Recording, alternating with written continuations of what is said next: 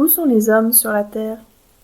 La population mondiale ne fait qu'augmenter. Nous sommes déjà plus de 7,6 milliards d'êtres humains. Les différents espaces du monde ne sont pas tous autant peuplés. Pour pouvoir mieux les comparer, on regarde le nombre d'habitants et la superficie, c'est-à-dire la taille du territoire. C'est ce qu'on appelle la densité de population. Les espaces les plus densément peuplés sont appelés des foyers de peuplement. Au contraire, les espaces peu peuplés sont appelés des déserts humains. Il y a 3 principaux foyers de peuplement sur la Terre. L'Asie de l'Est est le plus grand foyer, avec 2,3 milliards d'habitants. Il représente un tiers de la population mondiale. L'Asie du Sud est le deuxième foyer de peuplement, avec plus de 1,7 milliard d'habitants. Sa population augmente très rapidement. L'Europe est le troisième plus grand foyer de peuplement. Elle regroupe plus de 743 millions d'habitants, en comptant la Russie. Sa population n'augmente plus, elle ne représente que 10% de la population mondiale, et cela va encore diminuer. Il y a aussi des foyers de peuplement secondaires, c'est-à-dire qu'ils sont moins importants que les 3 que l'on vient d'énoncer.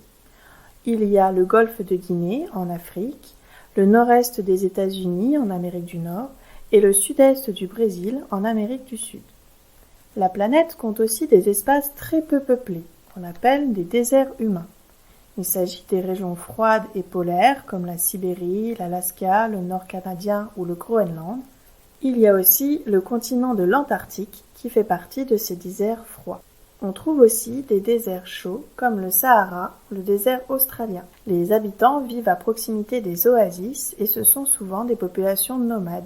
Parmi les déserts humains, on a aussi les forêts denses, qui sont des territoires très peu peuplés, voire vides, comme l'Amazonie, le bassin du Congo ou la Nouvelle-Guinée.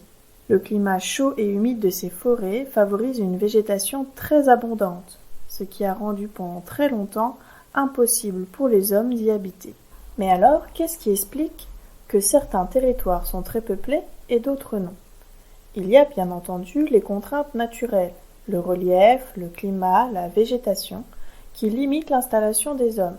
La sécheresse dans les déserts chauds et arides, les fortes pentes et le froid dans les régions de haute montagne, le froid et les sols gelés dans les régions polaires et l'humidité dans certaines grandes forêts.